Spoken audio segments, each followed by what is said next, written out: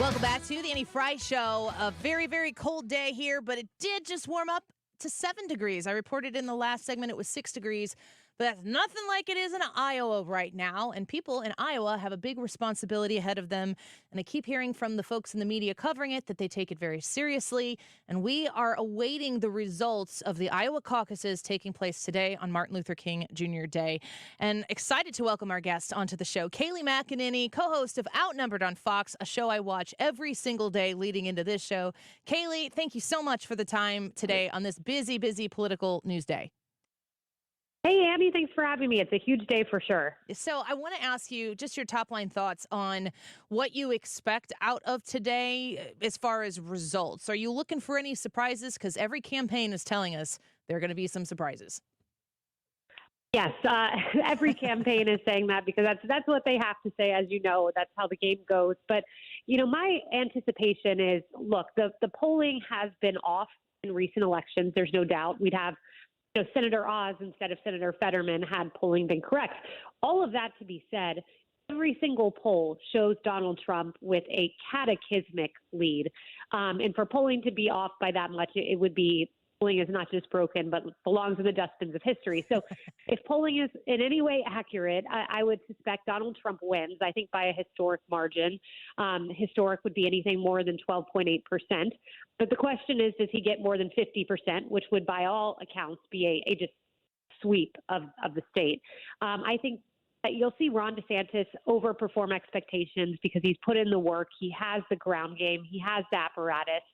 And Nikki Haley, I know she's soared to number 2 in the latest Des Moines Register poll. However, the enthusiasm of her supporters is the lowest among the candidates. And that means something, especially when you start talking about those cold temperatures that you noted. Yeah, absolutely. Kayleigh McEnany with us right now. I want to ask you about what Ron DeSantis has to lose, because I don't think Ron DeSantis got in this race against Donald Trump thinking that it was going to be easy. And of all of the people running for office, the presidency right now, the most money has been spent against him. Steepest hill for him to climb.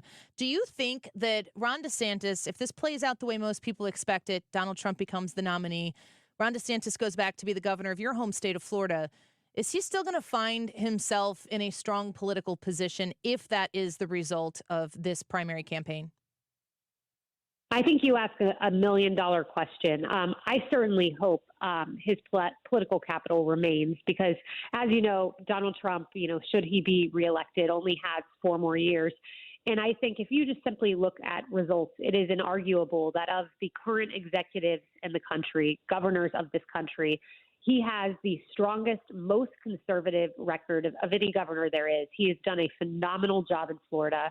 And you can't take that away from him. So I anticipate and I would hope that he is someone whose future is just beginning, even though, a failed presidential bid is not a high mark on a resume. But nevertheless, you're up against what is, and I'm using this word again, but a historic situation with a former president running. I think the last time that happened was the 1800s. I would certainly hope that his political capital remains. And I think it will by virtue of the fact that what he's done in Florida cannot be taken away from him or his resume. Yeah, I would agree with that. And we have to ask for voters to be pretty quickly forgetful in some cases, watching these campaigns with the infighting within the party. You get to the general, you need everybody to get behind the nominee. And Donald Trump will have the hardest time bringing people in and making the tent bigger. He's made a comment that he's looking forward to mending fences after this is done, with a little bit of an implication that he's the presumptive nominee. Do you feel as though Donald Trump will be able to expand the tent? He got 8 million more votes the second time he ran than the first time. Do you think he's going to be able to build off of where he left off in 2020? He'll have to. He will have to. Politics, and it's an old adage, but it's true. It's a game of addition. And I know the polling looks extraordinarily strong at the moment for Trump vis-a-vis Biden, but I also know the games of the left. I also know the things they did. The Hunter Biden laptop was Russian disinformation, the Russia hoax, all of those things were real. And all of those things, you could argue, affected an election. So, knowing what we are up against, I don't believe the polling. The polling's been off in the midterms. The polling's been off really in every election in the past few years. So in order to win, President Trump has to overcome the odds of the left. And he has to bring in everyone, the DeSantis voter, the Nikki Haley voter. And this is where I think the vice presidential choice is so important.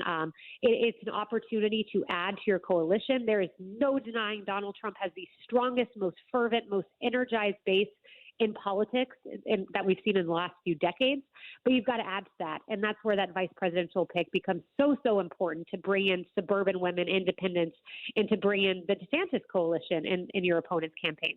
Kayleigh, do you have maybe not necessarily a name, although that would be awesome if you had that as well, but do you have suggestions of who or what characteristics he might want to use choosing that VP, which he has told us he already has selected himself? Yeah, so characteristics, look, suburban women, I think, are going to be the hardest coalition to bring home. It's remarkable what President Trump has done with Black voters and Latino voters. He expanded his numbers with these groups, and polling indicates that Black and Hispanic voters are open to a Trump presidency. But it's suburban women that I think are very hard to bring home, and someone who can speak to those issues, perhaps in a different way than Donald Trump does. We know he's a flamethrower, he's a fighter, but someone who can speak to issues that are very important and weighing on the national conscience. And I think someone who's a good communicator. So we'll see who that is. I don't have a name per se, but you can always look to the field of some of your opponents. People say Nikki Haley, whether you like her or whether you don't like her, everyone has their thoughts, but she is certainly someone who brings in a different base of voters. Just simply, if you look at the polling, some of those who are supporting her are moderate Democrats and independents. It's a different group than the natural organic Trump voter. Kayleigh McEnany speaking with us, the co-host of Outnumbered on Fox. She's also author of Serenity in the Storm. I encourage you to check out her books. I've read them. They are wonderful. Kayleigh, I wonder, can you give us a summation of that suburban woman problem that Donald Trump has? What is it about Donald Trump that has become a problem with that group of people? I think the suburban women, and I am a suburban woman, I think differently perhaps than some of my fellow suburban women, but I think it's always been an argument with Trump. Some people don't like the tone or the tweets or the nicknames, and I understand that. But we're at an existential moment of crisis in our country where the issues we're talking about, yes, the economy is huge and so important, and it certainly was more robust in the Trump era, but we're looking across the world and we're seeing war in Europe. We're seeing war in the Middle East like we've never seen before, and it really feels like we're at a tipping point as a country. And so I think for suburban women, someone who can make the case, look, you might not love the tweets, you might not love the nicknames, I hear you, but we're at a point of crisis in our country, and we must change. And I'll take peace in the Middle East over a few mean tweets. And someone who can make that argument to a group and have that argument heard to moderate Democrats and independents is someone who I would strongly put in my consideration of my vice presidential column. Yeah, I have 4 kids. My son is 14, and I'm thinking about world peace means something different to me as a mother of a son who in 4 years would be able to be in the service, could be drafted if that is actually the case. Do I want Donald Trump as the commander in chief or Joe Biden? I mean, truthfully, for a lot of women out there right now, that could be the sole issue that would compel them to go vote. And somebody who could articulate that and support Donald Trump in that way would be a great option for VP. Last question before we let you go. Yeah, and go ahead. I was just going to say another name that comes to mind is Tim Scott, someone who speaks in a different way and can reach some of those suburban women. I mentioned Nikki Haley, but I just wanted to add Tim Scott is another huge candidate I'd have on that list. Yeah, we just spoke earlier with Hogan Gidley and Steve Moore, and one of them mentioned it as well. Before we let you go, Kayleigh, Joe Biden's numbers are just in the trash can.